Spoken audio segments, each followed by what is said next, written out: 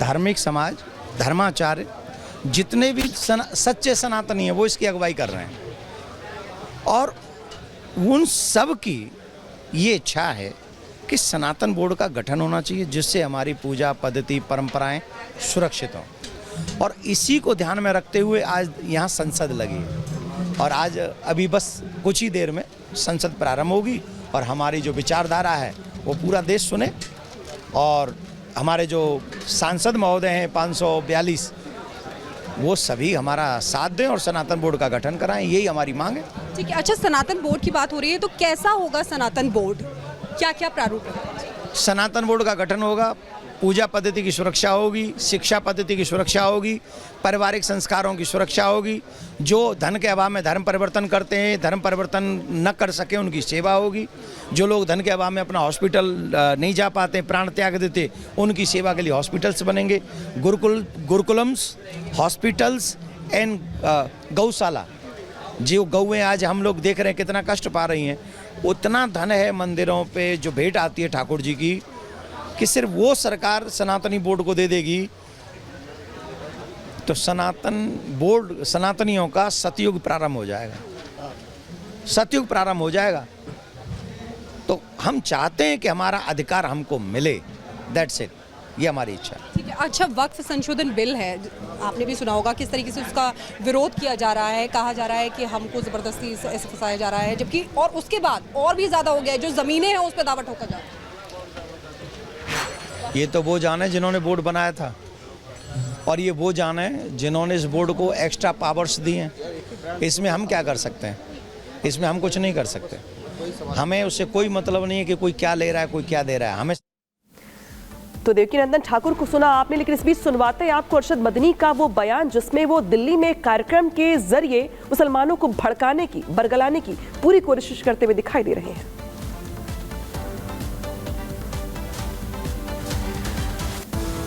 और यहाँ पे बताएंगे आपको कि किस तरीके से जो वक्फ बोर्ड जो है यहाँ पर वो यहाँ पे अमीर होते चले गए हैं। सवाल दरअसल खड़े हो रहे हैं कि ऐसे ही नहीं वक्फ बोर्ड पर सवाल खड़े हो रहे हैं। दरअसल ये सवाल इसलिए खड़े हो रहे हैं क्योंकि देश के तमाम राज्य ऐसे हैं जहाँ पर बड़े बड़े प्रॉपर्टीज पर वक्फ ने बड़े बड़े यहाँ पर दावे कर दिए हैं। तो जरा समझ लीजिए कि वो राज्य कौन कौन से हैं और प्रॉपर्टीज कितनी बड़ी बड़ी हैं। तो देखिए, कर्नाटक की जब हम बात करते हैं तो यहाँ पर 62,830 प्रॉपर्टीज कर्नाटक में वक्फ बोर्ड के पास है। तमिलनाडु वक्फ बोर्ड की जब हम बात करते हैं तो यहाँ पर 66,092 जो प्रॉपर्टीज है वो वक्फ बोर्ड के पास है, यानी कि इतने जो प्रॉपर्टीज है वो उनके कब्जे में है। पंजाब में अगर बात करते हैं, पंजाब में 75,965 वक्फ बोर्ड की जो प्रॉपर्टीज है वो यहाँ पर मौजूद है। यूपी अगर वक्फ बोर्ड की बात करें तो यूपी में 2,17,161 जो प्रॉपर्टीज है वो यूपी में वक्फ बोर्ड के पास है। जब हम बंगाल की बात करते हैं तो बंगाल में 80,480 प्रॉपर्टीज जो है वो वक्फ बोर्ड के पास है। तो देखिए, राज्य दर राज्य जो आंकड़ा हम आपके सामने रखते चले जा रहे हैं, जहाँ पे यूपी हो, चाहे कर्नाटक हो, चाहे तमिलनाडु हो, चाहे बंगाल हो, लगभग हर राज्य में यहाँ पे वक्फ बोर्ड के पास हजारों लाखों प्रॉपर्टीज हैं। और शायद यही वजह है कि अब वक्फ बोर्ड को लेकर तमाम सवाल खड़े हो रहे हैं। हिंदुस्तान का वो तबका जो इन मसाजिद के औकाफ को हड़प करना चाहता है, कहता है अगर किसी वक्फ जमीन या मस्जिद या किसी भी चीज के कागजात वक्फ के नहीं आए उसको वक्फ नहीं माना जाएगा। कौन 500 साल पुराने कागजात ला करके पेश कर देगा? कानून ये था कि जो मस्जिद बनी है, जो वक्फ पर बनती है वो वक्फ है। आपको क्या दर्द है? क्या आप उस औकाफ को खत्म करते हैं? इसका मतलब है मुसलमानों की जमीन को हड़प करना चाहते हो, इसलिए उन औकाफ को हड़प करना चाहते हो। हम इसको बोल रहे हैं। तो अरशद मदनी का बयान सुना आपने, जो यहाँ पे मुसलमानों को एकजुट करने की बात कह रहे हैं, लेकिन वक्फ बोर्ड पर यूं ही सवाल नहीं खड़े हो रहे हैं, वक्फ बोर्ड पर यूं ही यहाँ पे आरोप नहीं लग रहे हैं। हम आपको समझाएंगे कि किस तरीके से जो बही खाता है वक्फ बोर्ड का वो यहाँ पर सवालों के घेरे में है। तो देखिए, यहाँ पे वक्फ बोर्ड का जो बही खाता है वो अपने आप बताता है कि वक्फ बोर्ड की जो जमीन है वो आए दिन हर साल के साथ बढ़ती चली जा रही है। वक्फ बोर्ड की जो जमीन है वो यहाँ पर है 9.4 लाख करोड़, जो कि अपने आप में बहुत ज्यादा है। जो अचल संपत्तियां हैं वो है 8,72,000। इसके अलावा बताते हैं आपको कि किस तरीके से जो चल संपत्तियां हैं वो है 16,000। तो चल अचल संपत्तियां जो है बताया हमने आपको। इसके अलावा देखिए जो सालाना रेवेन्यू है वक्फ बोर्ड का वो भी अपने आप में चौंकाने वाला है, क्योंकि जो यहाँ पे रेवेन्यू है वो है 200 करोड़ रुपए का जो रेवेन्यू है वो हर साल वक्फ बोर्ड के खाते में जा रहा है। जो रेवेन्यू से मिल रहा है वो अपने आप में सवाल खड़े कर रहा है कि आखिर जो वक्फ बोर्ड का बही खाता है वो दिनों दिन यहाँ पर अमीर होता चला जा रहा है। और शायद यही वजह है कि अब इस मुद्दे को लेकर सियासत शुरू हो गई है। देवेंद्र फडणवीस क्या कुछ कह रहे हैं सुनवाते हैं आपको। जिस प्रकार का वीडियो सामने आया है उसमें वो ये कह रहे हैं कि जिन्होंने लोकसभा के चुनाव में बीजेपी का समर्थन किया उनको ढूंढो और उनका दाना पानी बंद करो, उनको सोशल बायकॉट करो, वोट जिहाद करो। हमारे वोट जिहाद के आला सिपा सलार ये शरद पवार जी है, उद्धव ठाकरे जी है, ये राहुल गांधी है। किस प्रकार की राजनीति चल रही है? राजनीति में पोलराइजेशन के लिए इस स्तर पर जाना हमने इससे पहले नहीं देखा। कांग्रेस और उसके जो दल है ये हार की बौखलाहट के कारण इस प्रकार से समाज को, देश को तोड़ने वाले विचारों को आगे लाने की कोशिश कर रहे हैं। तो जो तमाम नेता हैं वो भी इस मुद्दे को लेकर लगातार सवाल खड़े कर रहे हैं, उनकी ओर से भी लगातार मांग की जा रही है। लेकिन इस बीच दरअसल जो बाबा है उनका हिंदू जोड़ो प्लान क्या है वो भी समझा देते हैं दरअसल आपको, क्योंकि किस तरीके से यहाँ पर एक तरफ धर्म संसद से सनातन बोर्ड की यहाँ पर जो मांग है वो यहाँ पर की जा रही है। धीरेन्द्र शास्त्री भी इस मुद्दे को लेकर, इस पूरे के पूरे फैसले को लेकर एक यात्रा निकालने जा रही हैं। हालांकि यात्रा कैसी होगी इसको लेकर तमाम जो जानकारियां आनी बाकी है। इस यात्रा का नाम होगा एकता यात्रा, जो कि अपने आप में लोगों को एकजुट करने का काम करेगी। 21 से लेकर 29 नवंबर तक ये पदयात्रा चलेगी, जो अलग अलग जगहों से होकर गुजरेगी। बागेश्वर धाम से ओछा तक ये पदयात्रा निकाली जाएगी और तमाम जो इसके आसपास के इलाके हैं वो इसके जरिए कवर किए जाएंगे। हजारों लाखों सनातनियों से मिलने की यहाँ पर रणनीति है। जो योजना है वो ये है कि सबसे मुलाकात हो और सबको इसमें जोड़ा जाए। लोगों को एकजुट रहने की यहाँ पर अपील भी की जाएगी। इसी के जरिए हिंदू समाज के बीच एकजुटता लाने का यहाँ पे संदेश दिया जाएगा। तो देखिए जो हिंदू जोड़ो प्लान है उसके तहत यहाँ पे पदयात्रा बाकायदे निकाली जाएगी और प्रयास यहाँ पर यह होगा कि किस तरीके से इसको आगे बढ़ाया जाए और इसके जरिए तमाम लोगों को जोड़ा जाए। तो पूरी की पूरी रणनीति क्या है सुनवाते हैं आपको।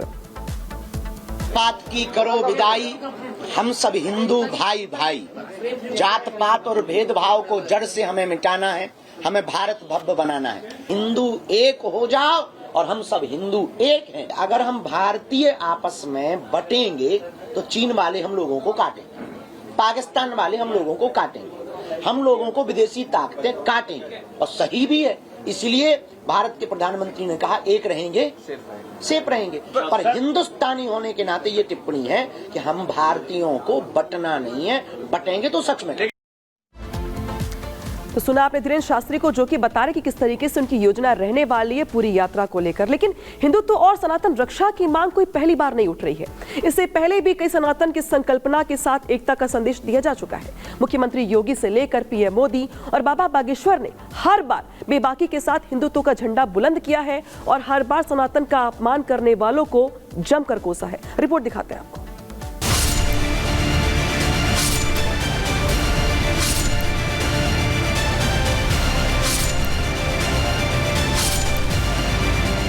मुख्यमंत्री योगी आदित्यनाथ ने सनातन की हुंकार भरी बटोगे तो कटोगे और एक रहोगे तो सेफ रहोगे नारे के साथ एकता में ही सुरक्षा की बात समझाई, जिसके समर्थन में क्या संत क्या नेता हर कोई उतर आया। हर ओर से हिंदुत्व को बढ़ावा देने की मांग उठने लगी।